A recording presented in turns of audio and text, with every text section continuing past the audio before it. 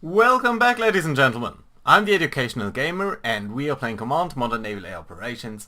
We are playing as the UK-Indian coalition striking against India, and this is probably going to be one of the last videos of the series. So we set out to explore how good the carrier is still in the modern warfare. We are still in the last throngs of attacking over here on these Pakistani units. So let's get that done and then talk a little bit about the experiences of the game and whether we learned anything. So you can see our F-35 streaming south over here, just coming back from the attack. You can see still some of the guided bombs in the air over here to target the airport and this armored unit. On the other hand, you can see the MiG-29K coming down from over here. We will tell it to come to just fly over there. That's fine. Maybe a little bit more like such. Although, you know what, I'd actually like you to attack the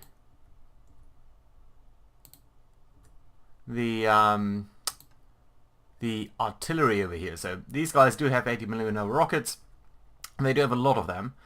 So let's get to 10,000 feet, which is the altitude at which we can attack ground units. So let's define that. Let's restart the game over here, watch these bombs coming in, and then afterwards we will do a little bit of an assessment of the overall situation. So I do hope that this single tank will be killed by that bomb. Yep, very good.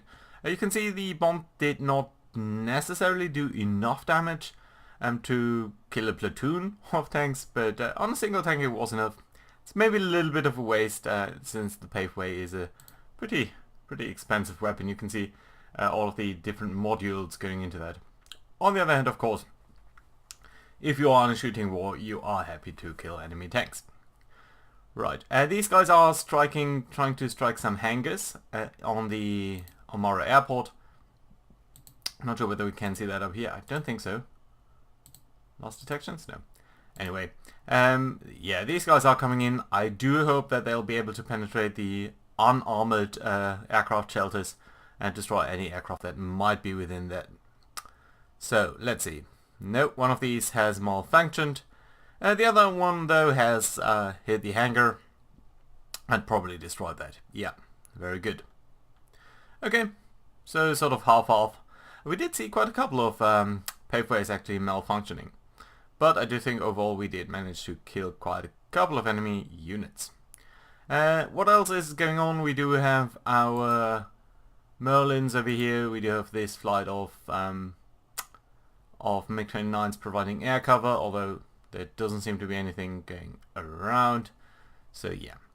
Let's come back over here. And you know what? I will simply tell you guys to attack over there. Just do it. I think that should be fine. Accelerating time somewhat. Yeah, you are starting to drop, so I think you're somewhat doing that independently, although you're a little bit lower than I would have expected. And one of your aircraft seems to be going ahead a little. That's interesting to see. So, I think the actual subunit over here might be the one attacking the artillery. So all of these guys are mechanized infantry that are left, except for this one. So I do think this one is a worthwhile target. Helicopters being readied at our carriers, that's fine. We are not actually seeing these guys, even though we are very low. Well, I mean, I'm saying very low, but it's still a couple of kilometers high, so it's very difficult to spot individual vehicles when you're traveling at 500 miles an hour. Right, so artillery will be hit very soon. Hopefully. By this guy. Come on. Launch. Yeah, you can see him diving lower even. Will you be launching? Sometimes the aircraft are so buggy in this game. Of course, we will talk a little bit about the value of the simulation up here. Yeah, you can see how low it is getting. It's basically 100 meters above ground. But I don't think we are seeing that radar installation, so let's see what we can do over here. Slight word that these guys do have guns, so let's see what weapons we have. Oh no, these are just land targets, so that should be fine. Come on, attack. Attack.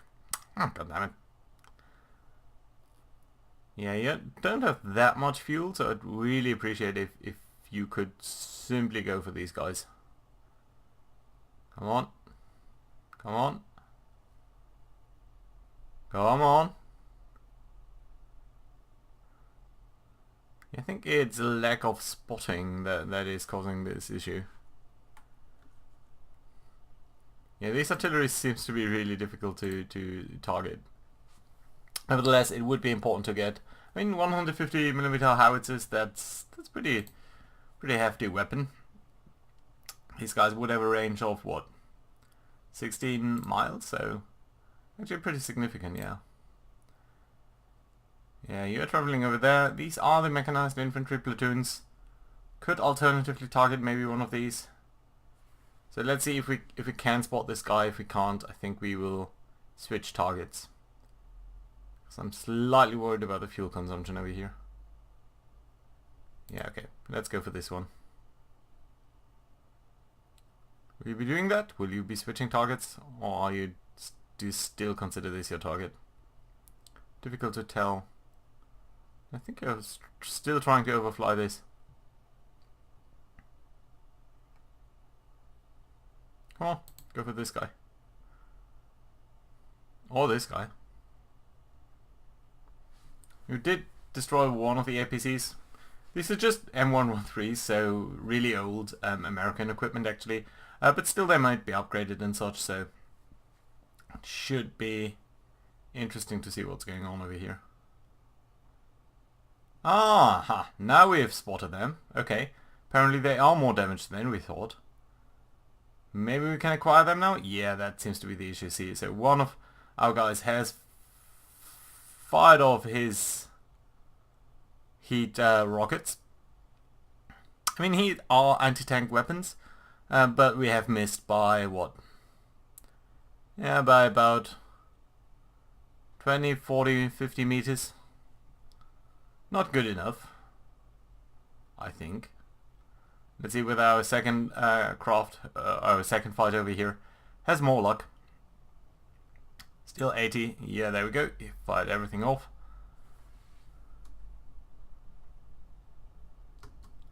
Still missing. Still missing by a lot as well.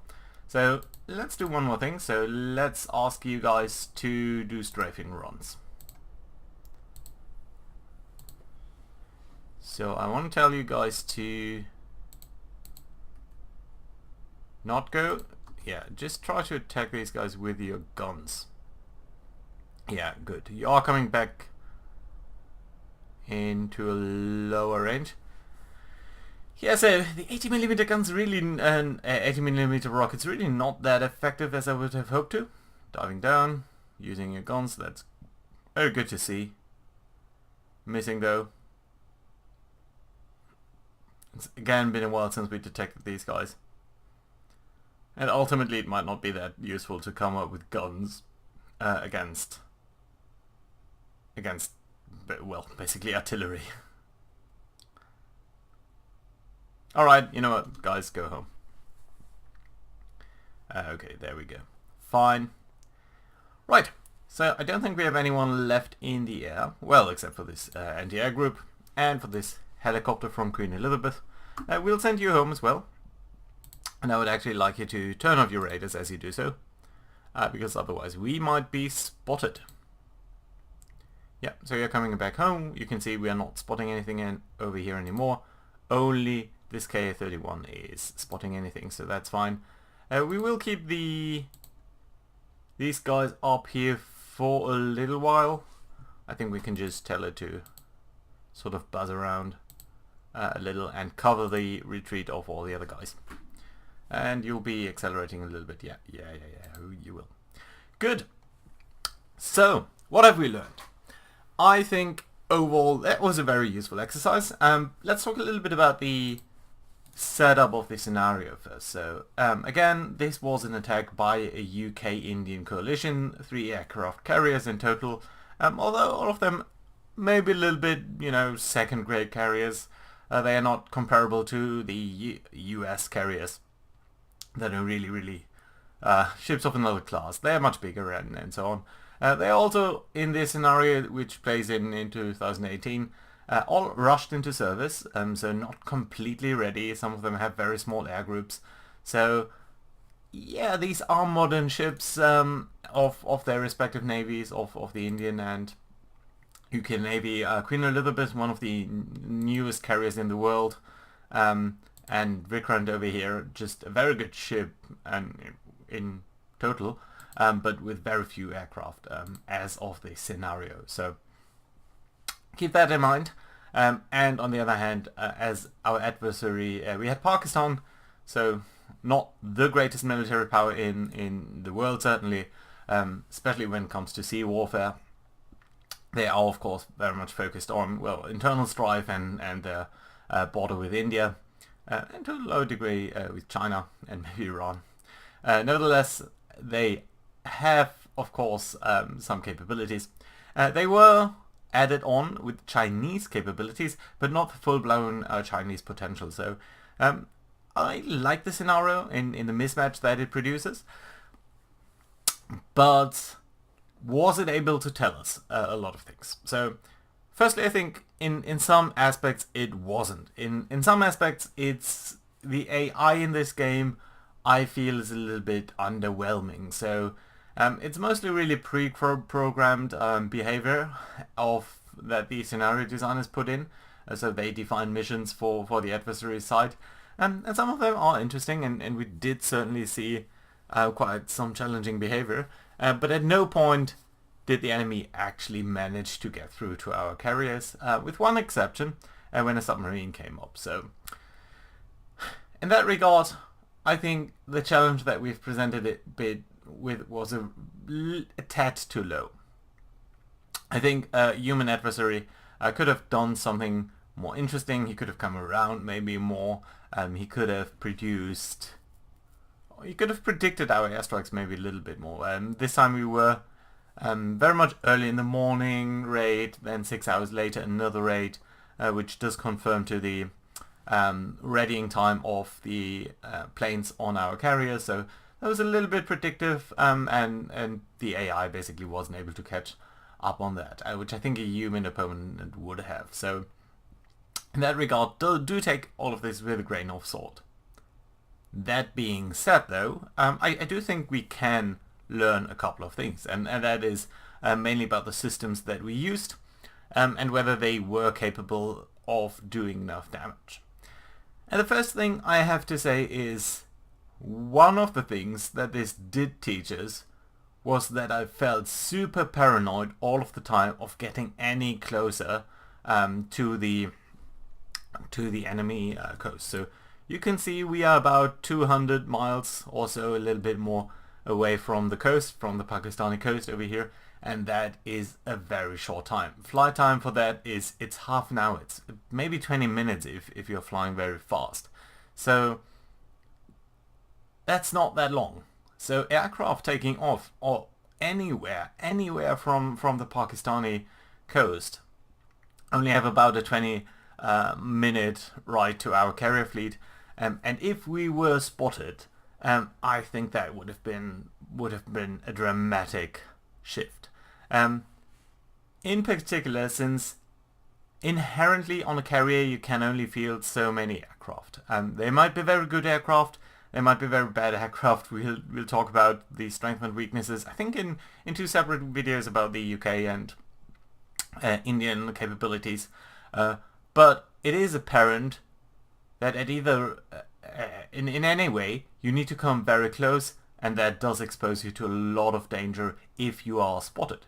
It also means that the radius at which the enemy knows where you are becomes much smaller. So if the enemy knows you are in this area, 200 kilometers, that's a pretty small area. If the enemy only knew that you're within 500 miles, so that'd be about such, the area where you could be to conduct your strike would be so much bigger, and they would have such more difficult time to really keep looking at you. We also saw that a lot of the time the enemy anti-surface, the enemy units that were detecting our surface or potentially detecting our surface elements were actually within Pakistani airspace. So they had planes traveling around over here and basically looking via radar on this piece of the sea. So it would have been extremely difficult to take these down with anything but the stealth fighters that we did have. So that certainly is a very interesting proposition for the carrier, because the carrier is such a expensive toolkit that it really is difficult to bring it in closely enough and actually be able to conduct a strike against any ship, any land structure. On the other hand, and I do think that is something that we saw, there are a lot of UAVs that were provided in this scenario by the Chinese, so unmanned aerial vehicles, basically drones, buzzing around in this airspace, and not actually that technically equipped and not emitting any active radar emissions, but simply looking via basically TV cameras and infrared sensors for ships. And these are a difficult threat, because while they're not a threat in themselves, of course they can guide other strike elements towards your carriers, and it does mean that you need to spend extraordinary amounts of resources to spot them. And spotting them is very difficult because they are not emitting any emissions, they're not using active radar emissions, so basically you'll be the one who needs to find them by probably turning on your radar. And once you are turning on your radar, you can have installations on the coast listening in to wherever you are and whatever source of emissions you are getting off, and that does give them an indication, firstly, that you are there, and also they can triangulate you and probably tell very closely where your emissions are coming from. That might not be the carrier itself, it might be another element, but at the end of the day it will be somehow close to that, because ultimately the carrier is what you'll want to protect. Can I actually ask you to go on military speed? Oh, you are already. Never mind then. Right, so in that regard, I do feel the carrier did its job over here, even though circumstances were maybe a little bit favored in that we could pick our targets quite well. On the other hand, I do think there are significant dangers of the carriers. It's being exposed to so many adverse elements that it was really difficult to get its mission through. And here's the other thing, on the other hand, we had one submarine, HMS Ambush, I don't think we have that anymore, which was capable of launching a couple of cruise missiles, Tomahawk missiles basically, from its torpedo tubes, or also it was able to launch a couple of cruise missiles, basically slow missiles that were launched from over here from the sea, traveling on the coast and conducting a couple of strikes over there. And honestly, that was how we damaged the most important elements. That was how we blew up the bridge of the Pakistanis over here that stopped them from traveling on the coastal highway. That was how we destroyed elements of this naval base. That is actually how we destroyed some of the most important radar installations of the Pakistanis on their coast. So